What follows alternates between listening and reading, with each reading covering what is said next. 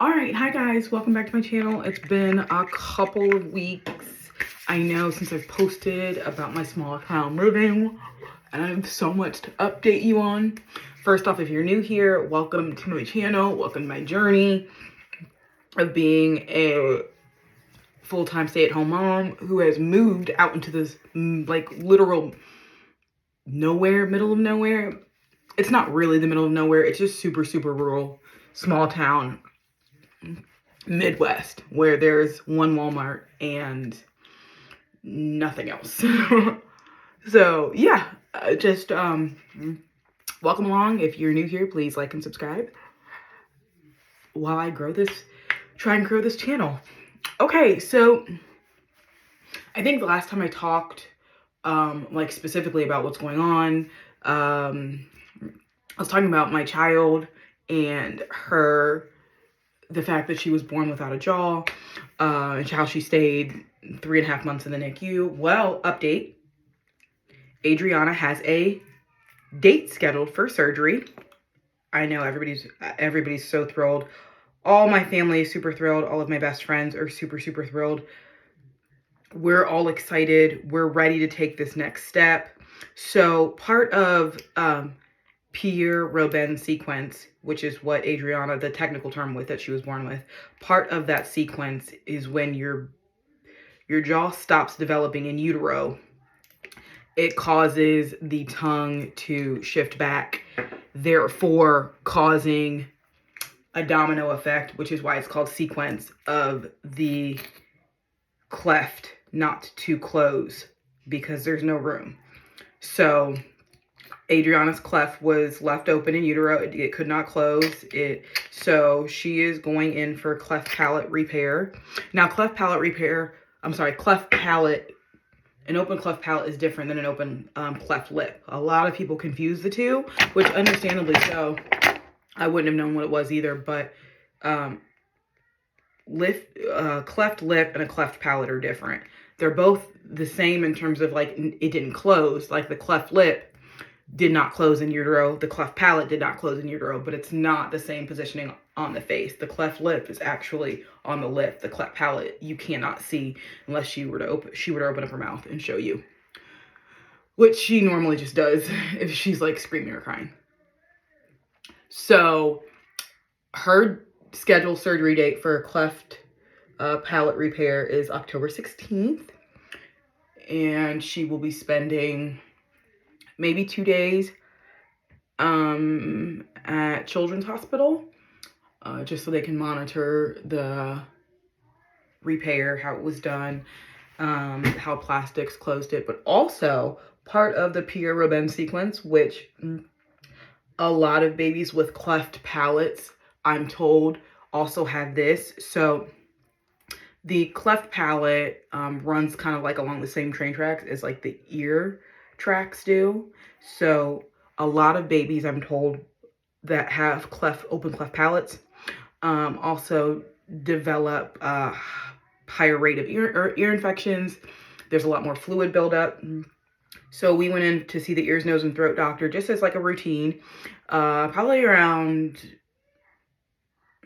May or June, in which they discovered that fluid was starting to build up a little bit. They asked me, had she been suffering from any ear infections? Had we noticed any pulling on the ear? And I told them no, to both. She hasn't really had any ear infections, not that I'm aware of. And the only pulling that she did on her ear, we learned that was because she was teething. So we're all good in terms of that, but because there is a little bit of build up of fluid in the ear, just a little bit, the plastic surgeon in ear, nose, and throat kind of want to be proactive. So we are also, the day of her cleft palate repair, we're also going to get tubes put in her ear. So they're really, really tiny. What I'm told is like they're smaller than a dime, and they are kind of just self-explanatory. Their tubes are put in the baby's ear, and they just kind of help with the track of the like flowage of fluid so that it doesn't get blocked in the ear. So all of that is happening on October 16th. And yeah, I'm really, really, really, really excited. The last couple of weeks, Now that we have gotten her surgery scheduled, a lot of the last couple of weeks, a lot of the upcoming weeks are just going to be prep, paperwork, making sure she's meeting with all of her doctors, just kind of for like that one final last couple of walkthroughs. She's still in physical therapy. She's still in occupational therapy. Now, the thing about this cleft palate surgery, what's going to suck for her, and which is in turn going to suck for me. So Adriana is a thumb sucker. Like, we tried while she was in the NICU, her mouth was open for like 40 days while her jaw was being set by those distractors. And so she never really got to use her mouth. She didn't get to suck. She didn't get to do anything because her mouth was left open while her jaw was being set. Now,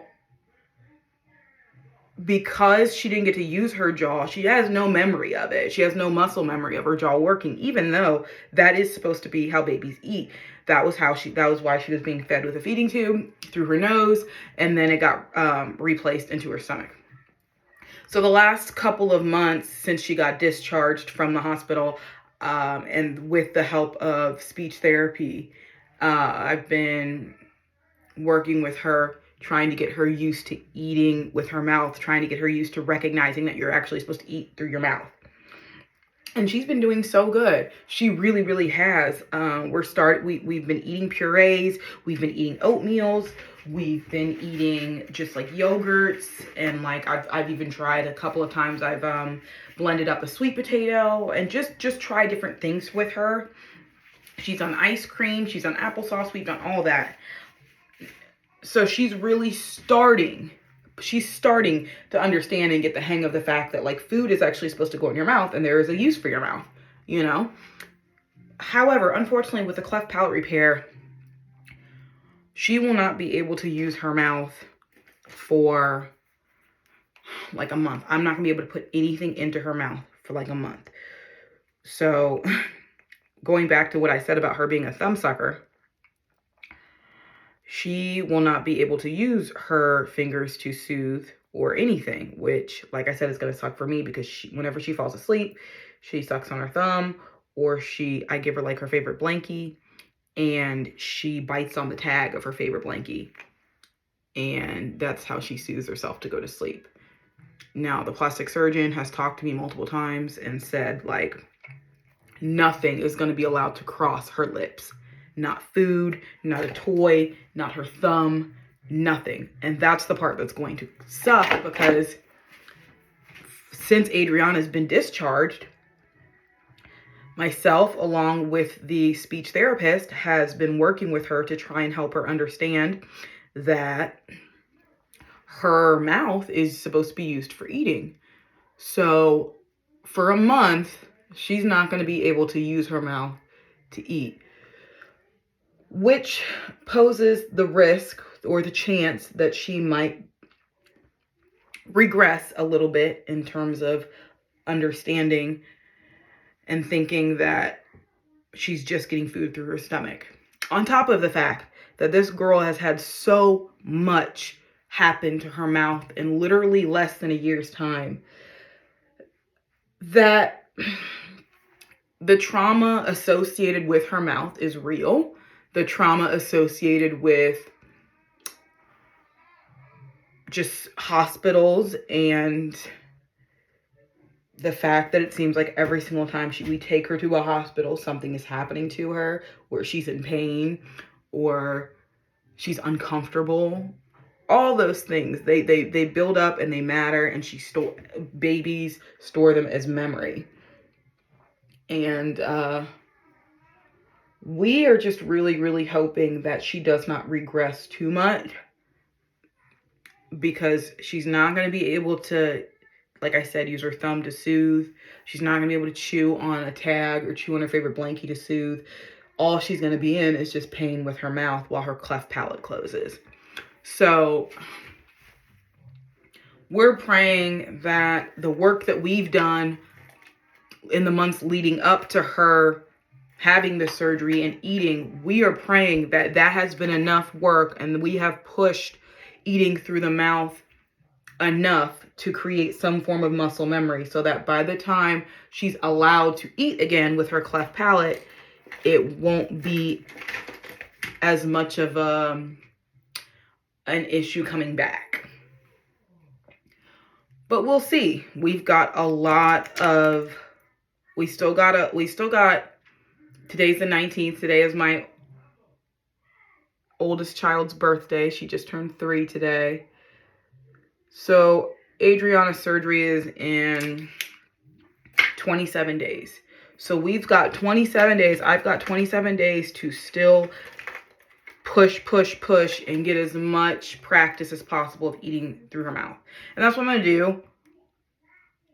And I'm really just going to hope that, like I said, the work that I've done and the work that the therapist has done with me is really enough to hopefully not allow too much of a regress when it comes to her eating through her mouth after she's been given the go-ahead from her plastic surgeon. So, like I mentioned before, it's my oldest daughter's birthday. I literally cannot believe I have a 3-year-old. God is good. This has been the craziest freaking journey I've been on. Like, motherhood is, I mean, it's just like, I don't even know how to talk about it or say, like, what has happened to me in these last 3-4 years. I was pregnant for a year, or pregnant for 9 months. So last 4 years. I just feel like my life has just done a complete 180. Like a complete 180. I don't even feel like the same person anymore. And you know, if motherhood is done right, you really shouldn't be the same person. Like, motherhood should really just have that big of an impact on you that it really, your old life just doesn't seem real anymore. Especially in the last year with having the difficult pregnancy that I had with Adriana, you know, watching her in the NICU, having to be the person, having to be the parent to sign forms and talk to doctors. And I watched my parents do that growing up with my brother who's mentally disabled. I never in a million years thought that would in turn be me. But I'm signing consent forms for surgery, and I was living in the NICU for 3 months. And, you know, I'm in charge of this like baby who I don't want to necessarily say has special needs, because I don't want to take away from, you know, children who really do have disabilities. But for lack of a better term, she was born with a genetic mutation that has allowed the first like year of her life to be drastically different than what, quote, normal babies are having to deal with their first year. It's just, people talk about imposter syndrome, and I guess I've just really just, you know, when I felt like I had serious imposter syndrome when I was signing my daughter up for pre-K, or preschool. Oh my gosh, when I was filling out those forms of like, your daughter's going to preschool, I was like, what? I have a child going to preschool? That doesn't even make sense. Like, literally 4 years ago, I was like slinging drinks at a bar and like serving and going out and hanging out with my friends and staying out until, you know, the restaurant that I worked at on Fridays and Saturdays closed at 11, which means tables were still sitting at midnight, which means I didn't get out of there till 12:30. And Fridays and Saturdays, I went to the bar. And then after I left the bar, I would get ready to do my double again. And then Saturdays was college football. And then Sundays was NFL. And that was literally my life for like 3-4 years. It's just, it's wild. Like now, what is a bar? What is the bar? It's just funny how much my life has just changed, and it is all credit and glory to God who decided, and it was, you know, fate and him decided I was worthy enough and I was ready to have a child, which is what gave me Natalie. I mean, I guess you're never really truly ready to have kids until you just have them. But who would have thought? Who would have freaking thought that I was going to be a mother? I mean, I've always wanted to be a mother, don't get me wrong, but it has just been wild, this, like, how this has transpired and happened for me. And like I said, I can't believe that I have a freaking 3-year-old. Like, that even makes sense. And she's so smart. And she's so funny. She's so funny. Natalie is hilarious. And watching her turn into a big sister has been a privilege and a joy for me. Because Adriana, like, adores Natalie. Now Adriana is able to scoot. So she scoots around. She hasn't started crawling yet, but she does scoot. And she just loves to go hang around her big sis and to just, like, beat up her big sisters. Like, that's what she loves to do. That's her favorite thing in the world, is to be around Natalie. And, like, Natalie's still dealing with the whole, like, stuff's mine, stuff is mine, stuff is mine type stuff. So, and Adriana doesn't understand that. She just, you know, wants everything that Natalie has. And she just wants to be around Natalie all the time. And I think, like, Natalie's starting to, like, get a little bit of that, where it's just like, I'm super cool because I'm the oldest and I can walk and I can play with all these toys, and, like, Adriana just can't yet. So it's just wild. It's just really wild. You know, I didn't have the greatest relationship with my siblings, with my sisters growing up. I was really, really, really just in awe and jealous of the fact that they were all feminine and super, and being a feminine female being a feminine female was easy for them. And it was something that I felt like they didn't have to work for. And, you know, to put together an outfit well, and to style well, to do their hair well, and to do their makeup, and to want to learn about makeup. You know, I wanted to do that stuff, but I knew that, like, the ease of being a feminine female came so much harder for me. I just felt like every single time I was doing something, I felt stupid. And I felt like, how can I compete with my sisters who they make everything look so easy? And I know that I was embarrassing to them. I know that I embarrassed them a lot, just, like, being me. But I'm just really hoping that, like, the relationships that my daughters have together, I understand that, like, they may veer off into different, you know, parts of their personalities may come forward. But I just really want to hopefully just encourage them to just still love each other, and to still, you know, be there for each other. Because I just, if I could do it back and do things differently, and now knowing how things would have turned out, I would have been a better sister. I just feel like I was just an ass because I was jealous, and I felt like I was just had this attitude of, like, F it, I don't care what I look like when I walk out the house. I don't care. When deep down I really did care, but I felt so bad about myself because I just felt like I couldn't compete with my sisters. You know, they were all beautiful. They were all super feminine and super girly. They all had friends, and I just never really had friends like that. And, you know, all these things, it just, I don't know. If I could go back and do things differently, it would be a lot different. But okay, so that's my update. We are on the road to cleft palate surgery, and I'm so excited that you guys are coming along with me. I'm going to be posting on my TikTok as well. I'll link that below. Sometimes I'm showing in doctor's appointments. Sometimes I'm in physical therapy, all that kind of stuff.